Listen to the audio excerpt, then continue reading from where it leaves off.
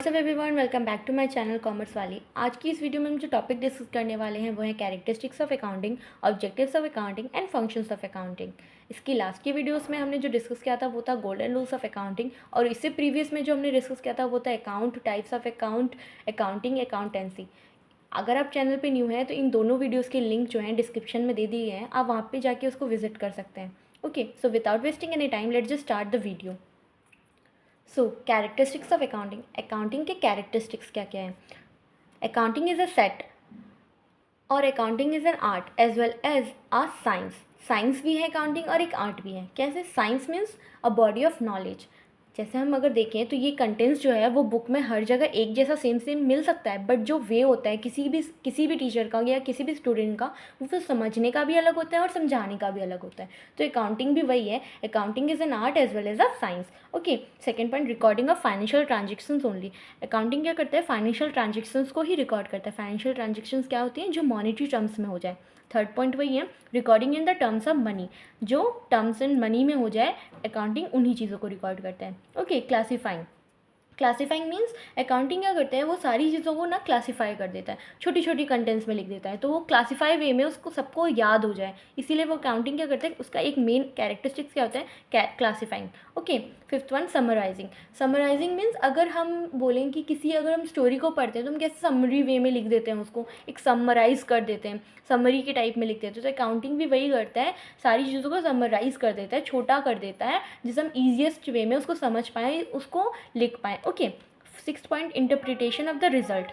Interpretation of result means जो accounting का जो मतलब लास्ट में रिजल्ट आता है वो किससे रिप्रेजेंट करता है? By making trading account, by making profit and loss account, by making balance sheet. अब ये तीनों चीज़ें क्या क्या हैं वो हम आगे पढ़ने वाले हैं, बट इन शॉर्ट में हम ये कैरेक्टरिस्टिक्स इसमें लिख रहे हैं। ठीक है, कि अकाउंटिंग जो है वो रिप्रेजेंट किससे करता है? Trading account, profit and loss account, by balance sheet. Seventh में कम्युनिकेटिंग, इसका जो रिजल्ट आता है वो कम्युनिकेट करता है। ठीक है, कौन? अकाउंटिंग। ओके, आई होप आपको कैरेक्टरिस्टिक समझ में आए हो। आप एक बार स्क्रीनशॉट ले लीजिए, फिर हम नेक्स्ट ऑब्जेक्टिव्स और फंक्शंस को पढ़ने वाले हैं।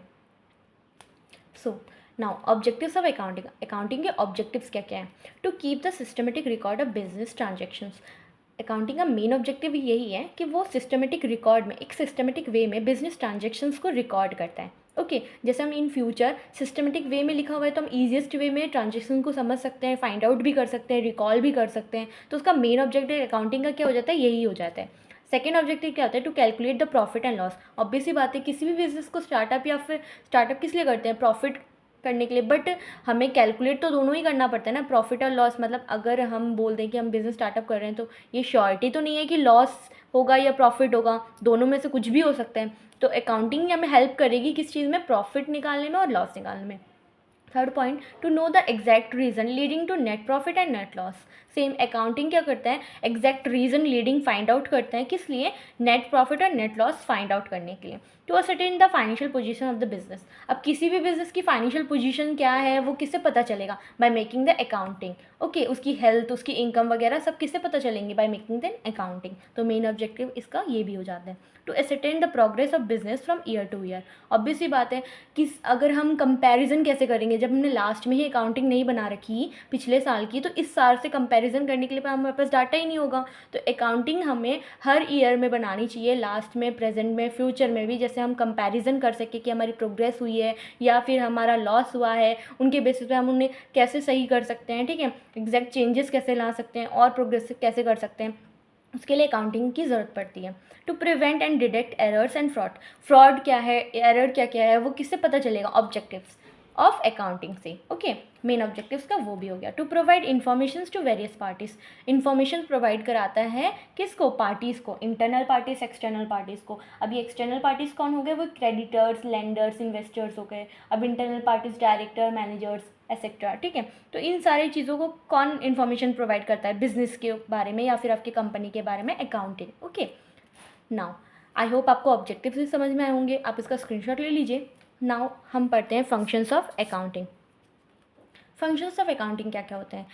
Maintaining complete and systematic record. Complete और सिस्टमेटिक रिकॉर्ड ही रखा जाता है, उसका मेन फंक्शन ये होता है अकाउंटिंग का पूरा कंप्लीट रिकॉर्ड रखना। ठीक है, एक भी चीज़ मिस आउट ना करना। Communicating the financial results to various party. Communicate करना फाइनेंशियल रिजल्ट, लास्ट में जो फाइनेंशियल रिजल्ट आता है उसको किससे कम्युनिकेट करना, वेरियस पार्टी से, इंटरनल एक्सटर्नल वगैरह सब लोगों से कम्युनिकेट करता है। उसका मेन फंक्शन यही है अकाउंटिंग का। Protect the assets of the business, protecting the assets of the business, business के एसेट्स को प्रोटेक्ट करना। Okay. Providing assurance to management, management को असर्टेन कर देना एक तरीके से, जितना भी मैनेजमेंट होता है कंपनी का कि हाँ ये सारी चीज़ें यहाँ पे मैनेज करते हैं ना, उसको एसरटेन कर देना। इसका मेन इंपॉर्टेंट फंक्शन जो है वो है complaints to the legal needs. Legal needs means अगर हमने कोई भी बिज़नेस स्टार्टअप किया है, अगर हमारा बिज़नेस है, तो ऑब्वियस सी बात है कि हमें GST, goods and service tax, अगर मैं बोल दूँ इनकम टैक्स वगैरह पेड अप करना पड़ेगा। अगर हमें ये सब पेड अप करना है तो हमारे पास प्रॉपर एक डाटा होना चाहिए, एक रिकॉर्ड होना चाहिए कि हमारी इतने एसेट्स हैं, इतनी लाइबिलिटीज़ हैं, हमारा बिज़नेस ऐसे चल रहा है। उनके बेसिस पे ही तो हमारा एक तरीके से जीएसटी टैक्स मतलब कैलकुलेट करेंगे हम कि हाँ इसे कितने परसेंटेज पे कैलकुलेट करना है, गवर्नमेंट कितने परसेंटेज, तो हमारे पास एक लीगल प्रूफ हो जाएगा कि हमारे पास ऐसा ऐसा है और इतना कंटेंट्स हमारे पास है। तो ये क्या हो जाएगा, complaints of the legal needs. Okay. इसका मेन और बहुत ही मोस्ट इंपॉर्टेंट फंक्शंस अकाउंटिंग का यही होता है, लीगल नीड्स। ठीक है। फिक्सिंग रिस्पॉन्सिबिलिटी, अब अकाउंटिंग क्या करता है, सबकी रिस्पॉन्सिबिलिटी फिक्स कर देता है। किसी भी मैनेजमेंट मतलब किसी भी डिपार्टमेंट वगैरह की, सबके डिपार्टमेंट अलग अलग होते हैं, तो उनकी रिस्पॉन्सिबिलिटीज़ को फिक्स कर देता है। ये अकाउंटिंग का फंक्शंस होता है। सो आई होप आपको अकाउंटिंग के फंक्शंस भी समझ में आए होंगे। सो आप एक बार स्क्रीनशॉट ले लीजिए, और अगर आपको कोई भी डाउट है तो आप कमेंट सेक्शन में मुझे पूछ सकते हैं। If you like the video, like, subscribe and share. Thank you everyone.